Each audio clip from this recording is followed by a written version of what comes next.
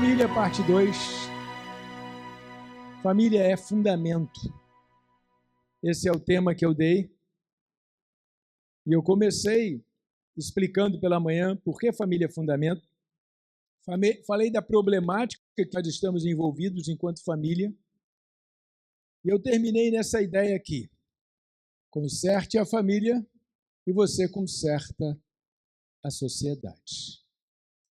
De manhã nós trilhamos por um caminho onde vimos constatadamente que a família é a base, é o fundamento da sociedade. Vimos os filósofos que trataram disso, vimos as ideias que estão ligadas a essa ideia maior. Eu peço até que quem não viu a mensagem da manhã, você assista durante a semana, vai ser colocada no YouTube. Eu trouxe o problema. E terminei nessa frase: conserte a família e você conserta a sociedade. Porque se a família é a célula, se a família é uma célula social, essa analogia é muito interessante, quando a ciência descobriu a célula, ela também foi capaz de fazer remédios, ela entendeu para quem ela precisava fazer remédios no corpo. Ela precisava fazer remédio para a célula. Então, os remédios têm mecanismos de ação que trabalham dentro da célula. A célula é uma usina, é uma fábrica, e ela tem trabalho lá dentro. E é esse trabalho que é alcançado por esse mecanismo de ação dos remédios, dos fármacos. Então, ter descoberto que um corpo, um organismo, é feito por células, foi o grande achado da ciência em 1665. Se eu não me engano, foi essa data que eu apresentei aqui. A teoria celular. Todo organismo. E, igualmente, esta sociedade é feita de células. Quais são as células da sociedade? A família é uma célula, é a menor porção social. É o menor grupo social, se chama família. Então, eu terminei nesta ideia. Conserte a família e você conserta a sociedade. A gente tem projetos do governo para consertar a sociedade, a gente tem atitudes de organizações não governamentais para ajudar a sociedade a compreender o fenômeno social e desenvolver a sociedade. Nós temos várias coisas acontecendo para que a sociedade melhore, para que a sociedade cresça, para que a sociedade vá à frente. No entanto, nada dessas coisas elas podem ser tão eficientes, senão o conserto da família. Se a família se conserta, a sociedade se conserta. Porque a família é uma célula social, um pedacinho. Se tiver tudo errado na família, vai estar tudo errado na sociedade também, porque é a família que coloca novos integrantes da sociedade. Imagine a palavra sociedade. O que é que lembra essa palavra sociedade para você? O que é que você ensina o seu filho a ser? Você está criando ele para que ele vá para onde? Vá embora da sua casa, né? E vá para onde? Para a sociedade. Ou seja, você ensina a ele a ser sócio. O seu filho será mais um sócio na sociedade. Quando uma pessoa tem uma empresa, isso fica muito claro na cabeça das pessoas. 2, 3, 4 pessoas têm uma empresa. Então, essas pessoas, eles são o quê? Eles são sócios. Eles têm regras, têm obrigações, têm coisas que eles têm que fazer para que a sociedade se mantenha. E quando alguém pisa fora da faixa, opa, há um problema na sociedade. Porque aquele sócio está pisando fora da faixa. Então, nós criamos filhos para serem mais um sócio na sociedade. Olha que coisa interessante, né? Então, esse é o papel dessa família, formar os sócios que vão integrar a sociedade, que é a sociedade maior, que é a sociedade fora de casa. Então, se eu quero consertar, a nossa ideia foi essa. De manhã, a nossa ideia foi essa. Conserte a sociedade. Para você consertar a sociedade, tem que consertar aqueles que fornecem os sócios, os novos sócios da sociedade. Precisamos consertar isso aí. Muito bem. Então, agora, eu quero dar um novo passo. Eu quero, irmãos, o meu caminho hoje é apresentar para os irmãos uma hipótese, muito provavelmente, muito provavelmente, talvez a única, com certeza a única, eu vou tirar o talvez, retiro a palavra talvez, a única hipótese que nós temos para consertar uma sociedade. Eu estou falando de alguma coisa utópica aqui, é impossível consertar essa grande sociedade que está aí, mas eu não estou falando dessa grande sociedade, com essa coisa de visionário. Eu estou falando no que nós estamos fazendo aqui, porque nós também somos um grupo social, nós também somos uma célula dentro desta sociedade maior. Um grupo, a sua empresa também funciona como alguma coisa parecida. Então eu quero ler Mateus capítulo 15. Vai aparecer aqui atrás. Você pode abrir a sua Bíblia também, se a letra estiver pequena para você, ou para você não esquecer como é que abre.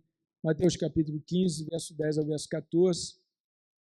E assim que eu fizer essa leitura, eu vou fazer a oração.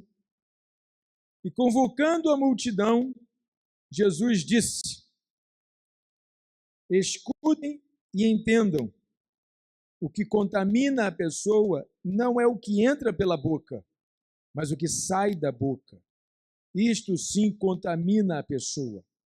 Então, aproximando-se dele, os discípulos disseram: sabia que os fariseus, ouvindo o que o Senhor disse, ficaram escandalizados? Mas ele respondeu: toda planta que meu Pai Celeste não plantou será arrancada. Esqueçam os fariseus. São cegos, guias de cegos. Ora, se um cego guiar outro cego, ambos cairão num buraco. Uma palavra de oração agora. Soberano Deus e amado Pai, no contexto histórico aqui desse versículo, o que estava acontecendo é que os fariseus estavam criticando os discípulos do Senhor Jesus porque eles comiam sem lavar a mão. E isso chegou, né, ao ouvido do Senhor, essa crítica de que os seus discípulos não lavam a mão, não observam a lei da purificação, enfim, para a comida.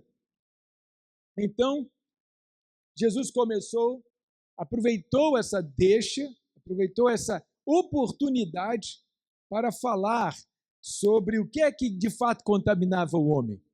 Porque esta lei era uma lei, né, uma lei que vinha lá de Deuteronômio, de Levítico, a lei de purificação, de que você tinha que lavar as mãos antes da alimentação, e tinha também alguns alimentos que você não podia comer, e existiam vários detalhes. E agora, os discípulos não estavam lavando a mão e foram criticados, porque não estavam seguindo esta ordenança que era tão comum naquele povo lá. Então, o Senhor vai falar sobre essa coisa da contaminação. Vocês estão preocupados com contaminação, né? Vocês estão preocupados com o que contamina o homem. E ele aí vai dizer: escutem e entendam, o que contamina a pessoa não é o que entra pela boca, mas o que sai da boca. Isto sim contamina a pessoa. Então a contaminação é diferente, a contaminação é o que sai de dentro de você. Você tem que controlar isso aí que sai de dentro de você. Quase que ele disse isso, mas não disse não. Ele disse: o que sai de dentro de você é o que contamina, não é o que entra. E ele se aproximou, né? Então, aproximando-se dele, os discípulos disseram: olha, mestre, você sabia que os fariseus ficaram escandalizados com aquilo que tu disse? E aí, pensa comigo o seguinte, na cabeça dos discípulos, quem eram os fariseus, né? Os fariseus eram exatamente essas pessoas que eu vou dizer aqui. Os fariseus eram os estudiosos da lei, os tutores da lei. Eles que diziam que era certo e que era errado, eles tinham isso tudo de cabeça. Eles eram as pessoas, entre aspas, que deveriam ser as pessoas mais santas por mais conhecer a lei, a vontade de Deus. A lei na letra. No entanto, a crítica de Jesus é que os fariseus conheciam a lei, mas atropelavam o espírito da lei. Se você não sabe, até hoje, toda lei tem um espírito. Como assim, pastor? A lei tem um espírito? Sim! A lei tem um porquê. A lei tem uma necessidade por trás dela. Por que ela veio a existir? Ninguém faz lei daquilo que ninguém está transgredindo, daquilo que não precisa. Não existe lei daquilo que não precisa. E a lei tem um espírito por trás. Você quer ver, por exemplo, uma lei que eu não gosto dessa lei, porque o espírito dela já foi embora há muito tempo. É uma lei trabalhista que eu vou falar de mim, tá? Uma posição pessoal minha. Eu acho muito injusta com a empresa a lei da indenização do funcionário quando ele vai embora. Eu acho uma lei injusta, porque foi esse o espírito dela quando ela foi sancionada lá por Getúlio Vargas. Essa lei era para impedir que uma pessoa fosse perseguida e mandada embora por qualquer motivo. Esse era o espírito da lei. Que alguém perseguiria e aquela pessoa foi mandada embora. Então, para a pessoa ser mandada embora por qualquer motivo, tinha um preço a pagar em virtude desse ato. Ou seja, para mandar embora, o patrão tem que pensar 2 vezes, porque ele vai ter que pagar por isso. Tem um pagamento que ele tem que fazer em virtude disso.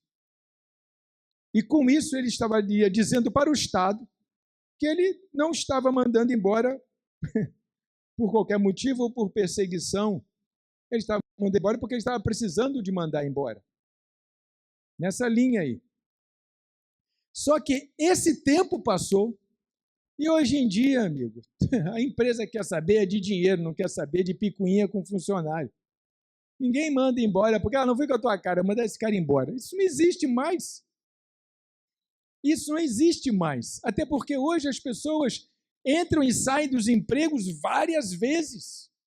Em 10 anos, a pessoa teve 3 empregos. Na época de Getúlio, a pessoa passava uma vida inteira em um emprego só. Você entende? Então, o espírito da lei não tem nada a ver com o que a gente vê hoje.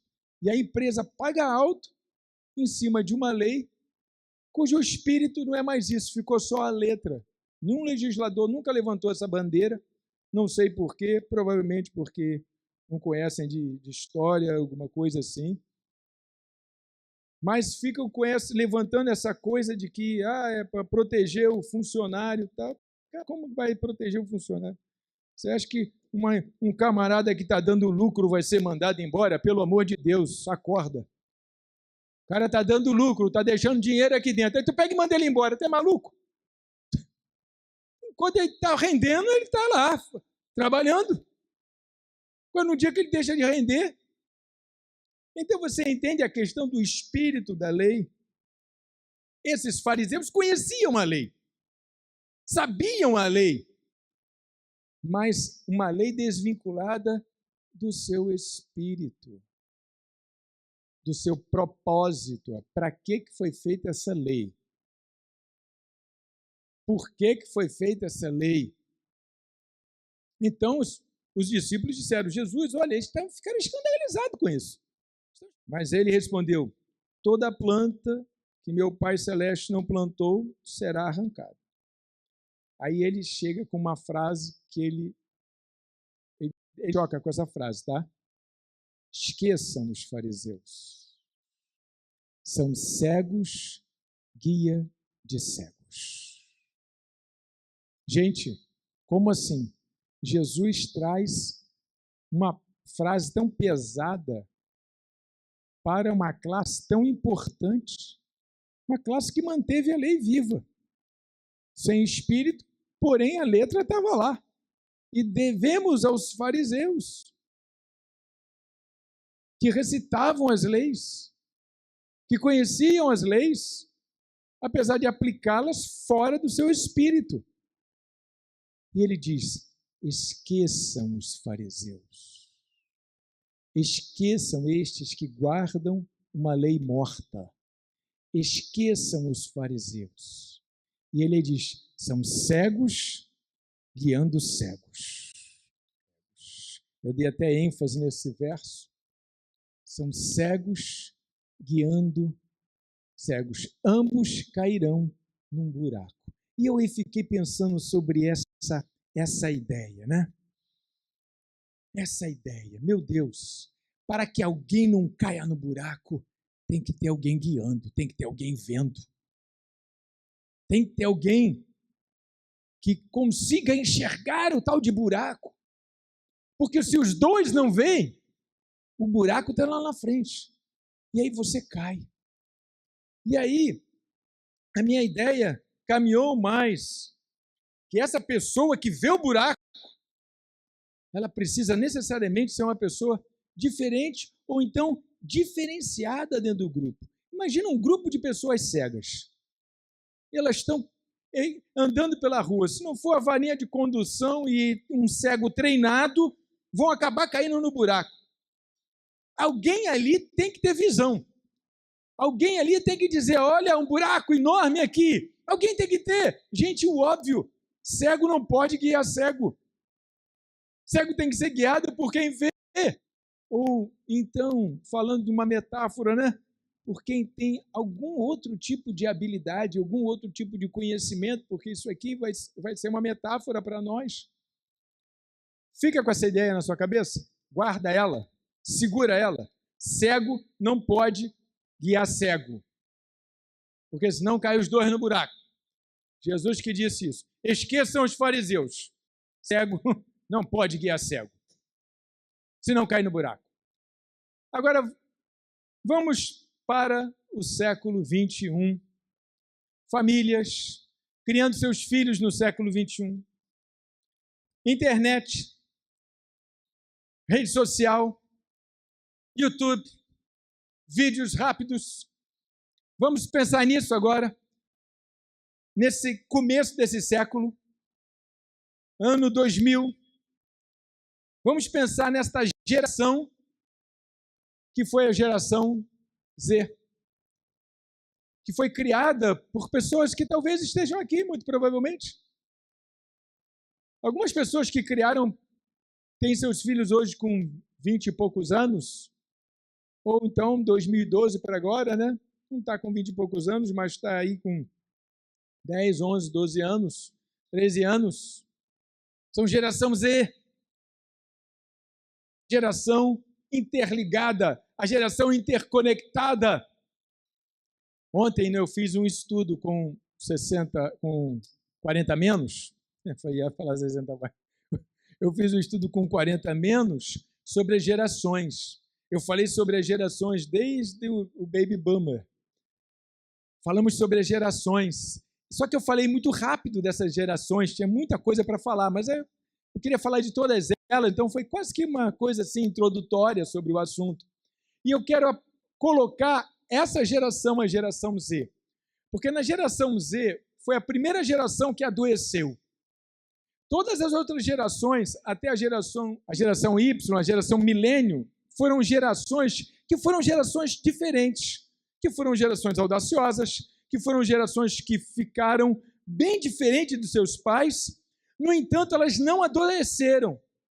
Elas continuaram funcionais, elas continuaram capazes de amar e trabalhar, como é o conceito da psicanálise, que a pessoa saudável psicologicamente, ela é capaz de amar e trabalhar. É assim que considera o cidadão saudável dentro do contexto psicanalítico. Ele é capaz de amar e trabalhar.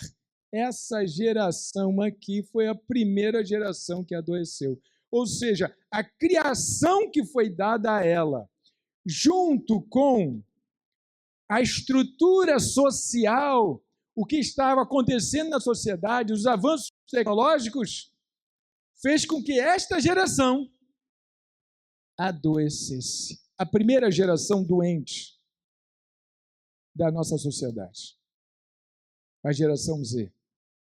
Nunca viveram sem a internet.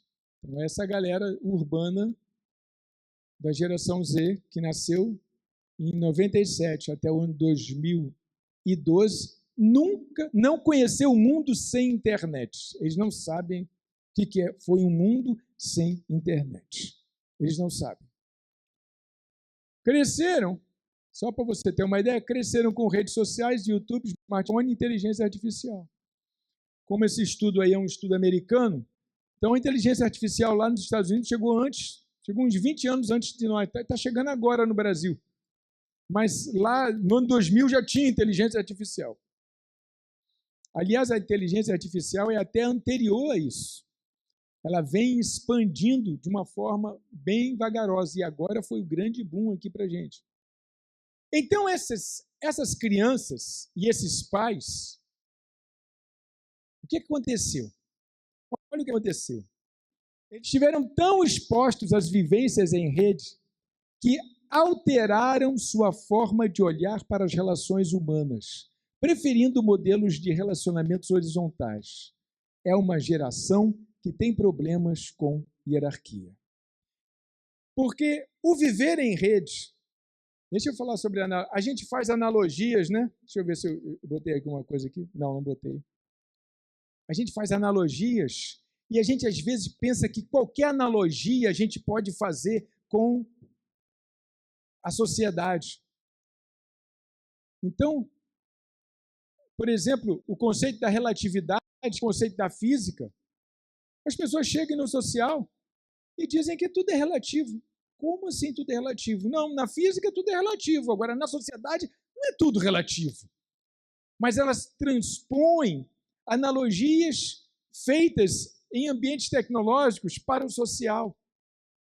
Elas trazem algumas analogias. E essa vivência em rede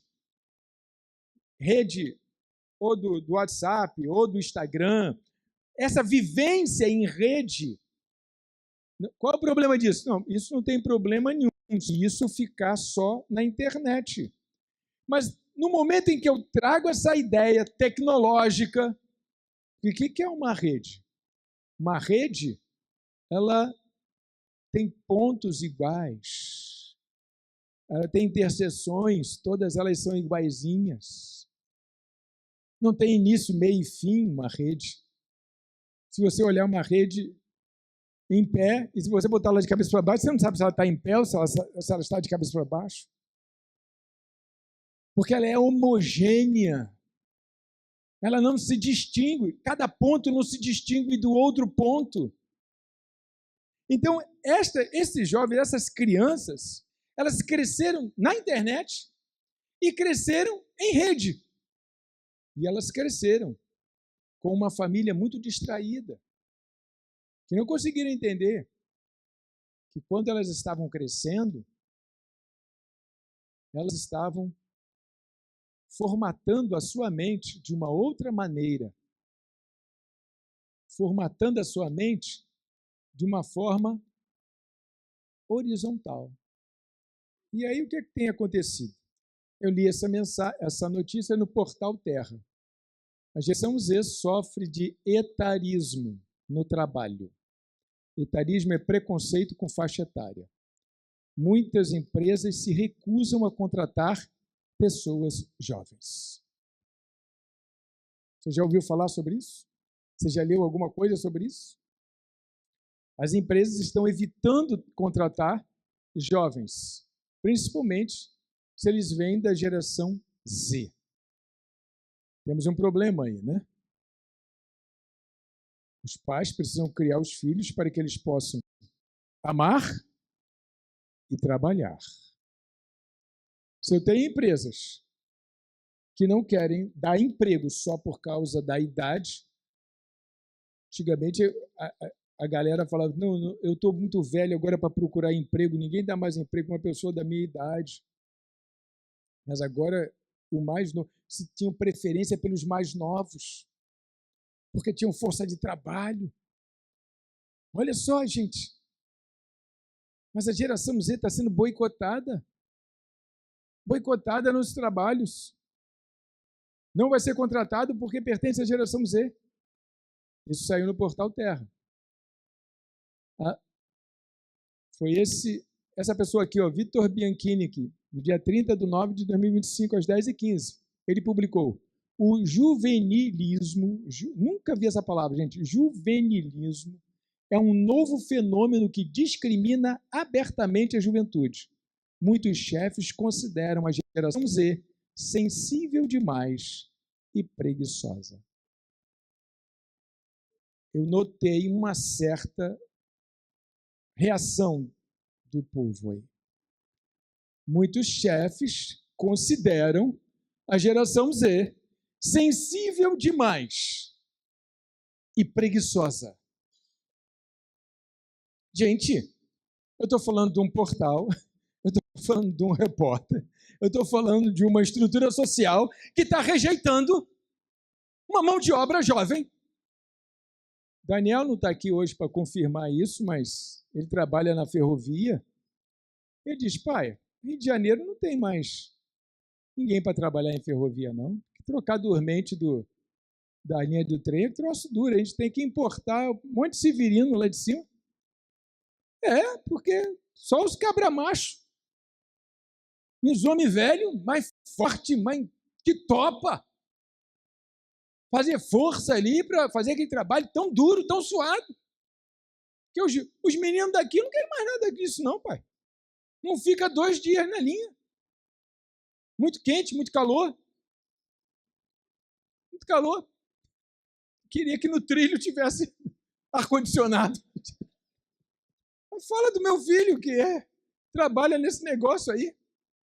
Então a empresa tem que catar gente lá no Nordeste, acostumado com lavoura, com troço pesado, para vir para cá para trocar dormente de trem. Porque é um serviço pesado. Muito sol, muito calor. E a gente tem muitos exemplos disso. Uma geração, gente, a sociedade no Brasil produziu uma geração inapta para o trabalho. Acorda, gente! Inapta para o trabalho. Analogia da rede social com a rede de pescar tem seus limites, é o que eu já estava falando, né? Não pode ser usada indiscriminadamente, principalmente no âmbito social.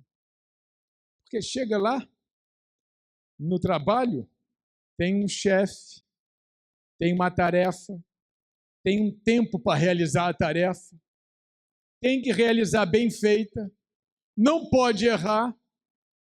Tudo que se aprendeu diferente na internet. Errou, volta de novo, faz de novo.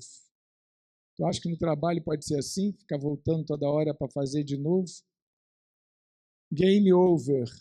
Não deu certo. Tu começa de novo. Qual é o patrão que vai gostar de um funcionário que faz errado e volta de novo? Faz errado e volta de novo. Faz errado e volta de novo. No ensaio e erro. Mas foi isso que aprenderam. Então a geração Z, ela foi reprovada pelo trabalho. Ou seja, a sociedade foi reprovada. A sociedade de paz que criou a geração Z, obviamente, gente, tem gente maravilhosa que é dessa geração, que é trabalhadora, que não foi criada nada assim porque os pais estavam mais atentos. Por favor, lógico que tem muitas exceções aí. Mas não é o estatístico. A estatística maior não é essa. Eu vou trazer um exemplo de um negócio que aconteceu e que as pessoas não poderiam estar treinadas a viver em rede, elas tinham que estar treinadas no antigo treinamento. Aqui tem um patrão e tem um cara que manda, e eu sou o cara que obedeço. Mina de São José, no Chile, no dia 5 de agosto de 2010, essa mina ela desabou e ela soterrou 33 mineiros a 700 metros de profundidade. Na terra lá, 700 metros lá embaixo, quase 1 quilômetro de terra abaixo. Houve um desabamento na mina e 33 pessoas ficaram soterradas na mina de São José, no Chile. Foi uma comoção universal, todo mundo ficou sabendo dessa história, que essas 33 pessoas ficaram lá, soterradas. A equipe de resgate chegou e começou os trabalhos de resgate, sem saber se os 33 estavam vivos ou estavam mortos. Com 17 dias escavando, eles tiveram a primeira notícia que estavam todos vivos. Com 17 dias escavando. Imagina as pessoas 17 dias no fundo da terra, a 700 metros debaixo da terra, pensando assim, será que vão vir buscar a gente mesmo? Será que alguém está? Aí passa um dia, 2, passa 3 dias, 72 horas, não acontece nada. Passa uma semana, não acontece. Passando 2 semanas, não acontece. 15 dias, alguém estava contando na pedra. A gente já está aqui. Como 15 dias? Só se tivesse relógio, né? Porque não vê dia e não vê noite. 17 dias. Com 17 dias, conseguiram fazer contato com os rapazes embaixo.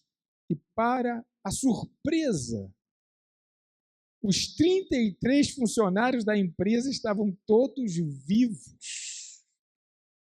Mas o que é que aconteceu nesses dias? Quando a pedra caiu, era uma equipe inteira e tinha um chefe de equipe lá. Um chefe de turno da mina, chamado Luiz Urzúa. Luiz Urzúa, ele foi o grande responsável por ter salvo todas essas pessoas. Porque no momento em que ele viu que ele era a única referência, ele foi instituído um líder ali dentro. Agora, para a gestão daquela crise, ele implantou uma estrutura de rotina e claramente organizou o grupo, divisão de tarefas, racionamento de alimentos, horário de sono, processo de votação para decisões difíceis. 1 mais 16 era a maioria, pois estavam em número de 33. Ele organizou uma lei para que eles pudessem conviver ali. Todos os outros 32 acataram. E ele disse, olha, decisões difíceis, vamos decidir no voto. 16 mais 1, aqui é a maioria. E você imagina quantas decisões difíceis tiveram de tomar. Porque eles ficaram lá, sabe quanto tempo? 69 dias. Depois que chegaram, fizeram comunicação no 17º dia, ainda tinha muito tempo para ficar. Porque eles ficaram lá 69 dias debaixo da terra. E aí no dia 17 já recebiam alimentação, tal, orientações, psicólogo falando lá com eles lá. Mas nos primeiros dias, esse moço, Luiz Urzúa, ele foi o responsável. Ele era funcionário da mina, responsável por aquele turno.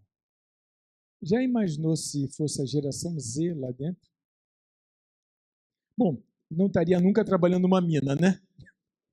Mas vamos supor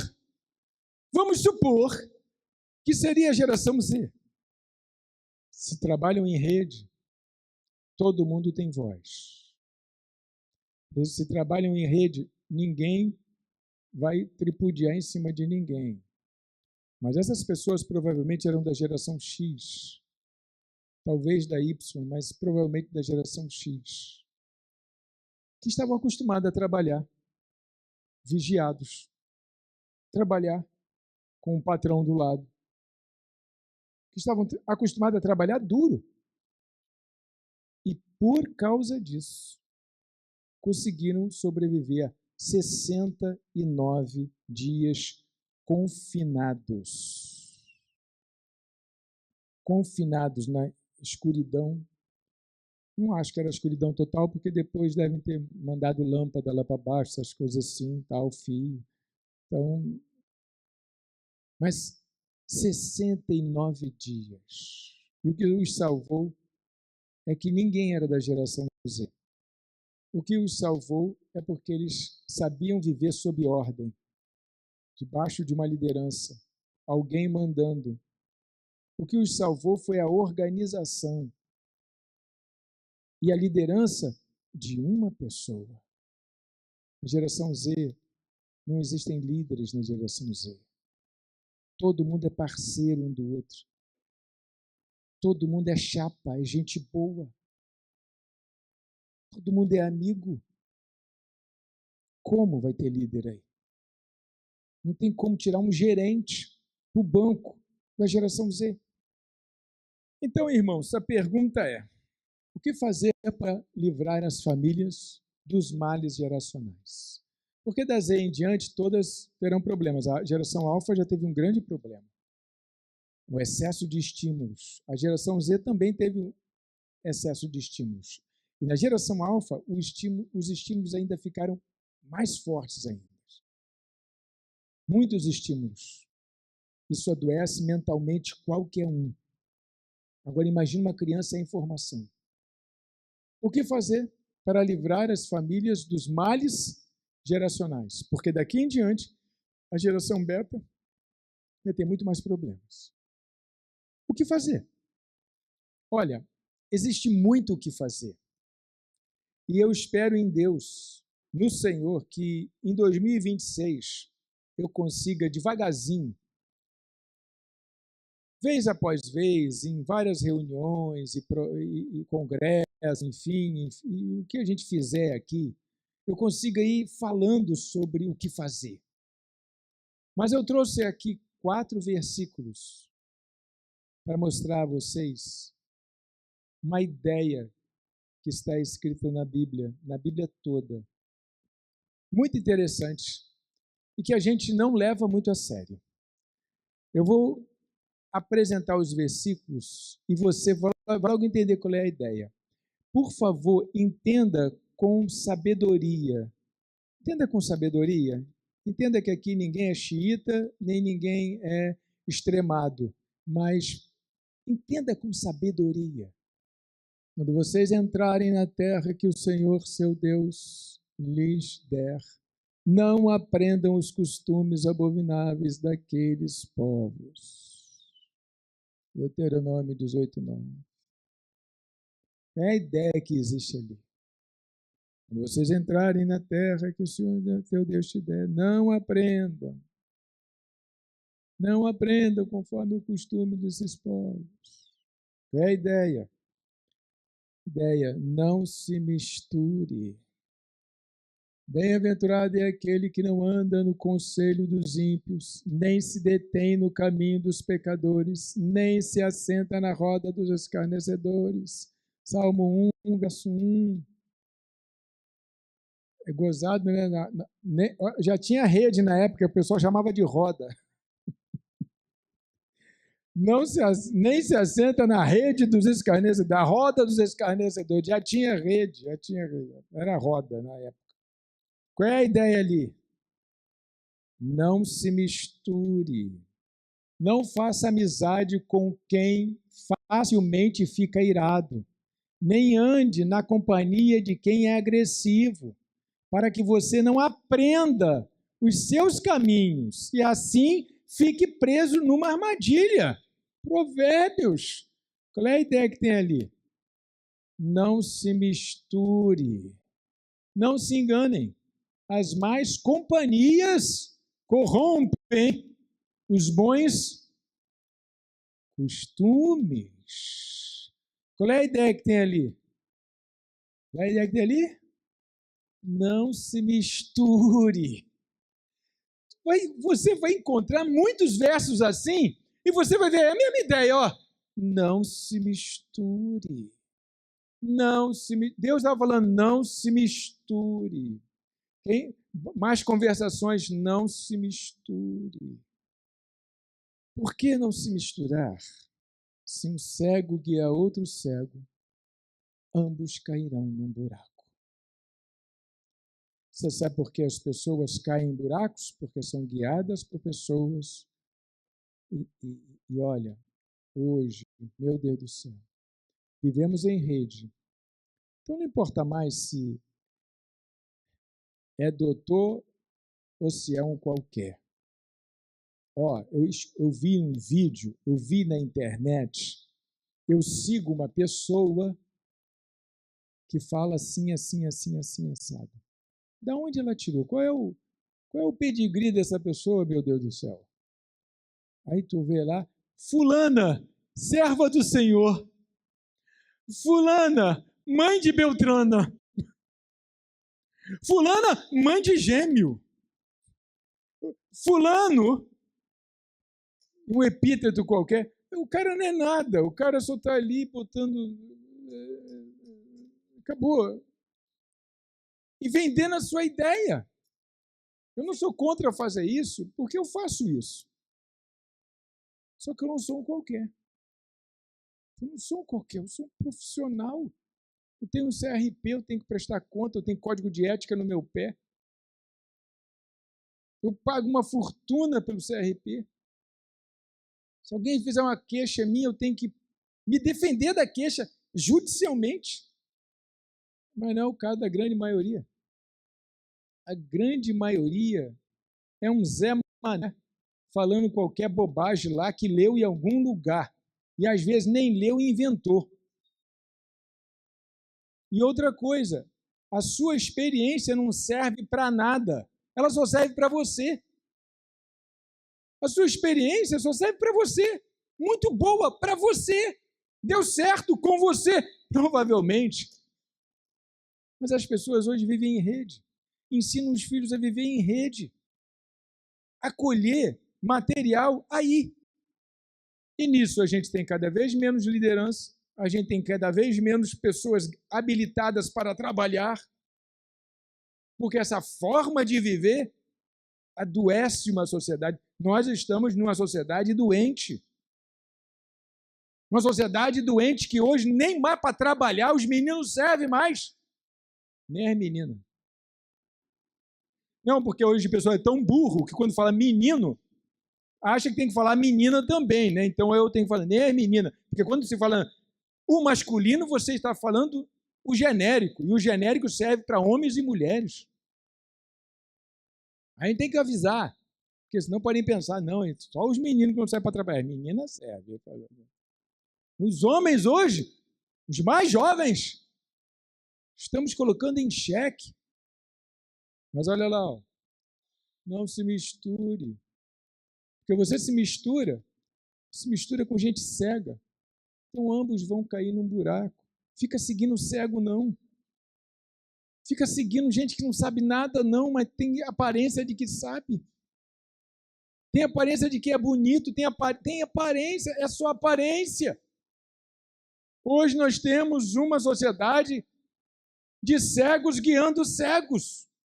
Então, o primeiro passo é, queremos salvar o nosso grupinho aqui, ó, nosso grupinho só. Não quero salvar a sociedade, não, irmão, eu quero salvar o nosso grupinho. Bota na sua cabeça. Não se misture. Ande pela palavra do Senhor. Leia a Bíblia. Converse com os irmãos de carne e osso dentro da igreja. Tenha relacionamentos dentro da igreja. Vamos ter uma vida comunitária.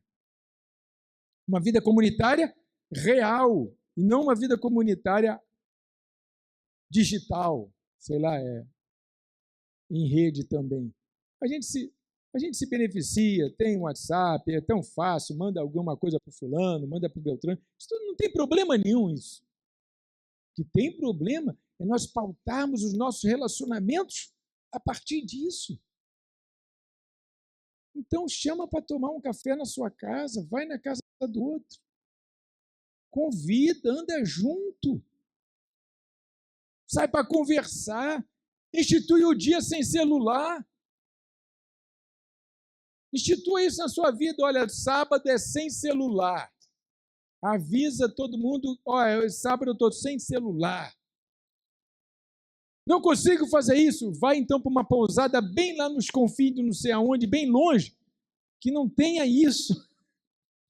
Porque se você ficar nessa misturada aí, essa misturada, muito provavelmente a geração beta vai ser a geração que não vai conseguir se relacionar amorosamente. Os que estão nascendo agora, se continuarem nessa vibe, se a família não intervir, não conseguirão se relacionar amorosamente. Serão fracassos amorosos. Por quê? Porque lidaram na infância mais com máquinas do que com gente. No futuro vai ter gente querendo casar com robô, de tão acostumado com máquina que está. As relações sociais estão indo por ralo com o que nós temos hoje. E se a família for por ralo, como está indo, tu acha que a igreja sobrevive? Não tem a menor chance. O fato já de muitos viverem em rede já é um sinal que a igreja já está com dificuldade de sobreviver. Vai achar um líder mais jovem para um grupo dentro da igreja. Você tem dificuldade de achar, você conta no palheiro, que ninguém quer mandar em ninguém mais. Porque também ninguém quer receber mais ordem de ninguém. Eu não estou falando mandar no sentido de autoritarismo, não. Eu estou falando de mandar no sentido básico da coisa. Alguém tem que organizar o negócio aqui, tem que organizar a escala, tem que organizar quem chega, quem não chega, quem toca, quem não toca, quem faz, quem não faz. Alguém tem que fazer isso, não pode todo mundo fazer. Coisas simples. Vamos dizer assim, vamos fazer essa peça, vamos cantar essa música, vamos ensaiar esse negócio aqui e tal, vamos evangelizar lá no centro. Alguém tem que fazer isso. Não precisa ser um chefão, não precisa ser uma pessoa autoritária, precisa ser só uma pessoa que tem iniciativa. Mas cadê? Porque viver em rede, irmãos, faz ninguém ter iniciativa de nada. Isso aqui não faz ninguém ter iniciativa de nada. É muito bom para os olhos, é muito bom. Está escorregando aqui. Então, queridos irmãos, olha para o irmão ao lado, diga para ele, não se misture. Vamos viver uma vida comunitária autêntica. Eu chamo vocês para viver uma vida comunitária autêntica. Não é para jogar a internet fora, não. Controle isso dentro da sua casa. Antes que isso te controle.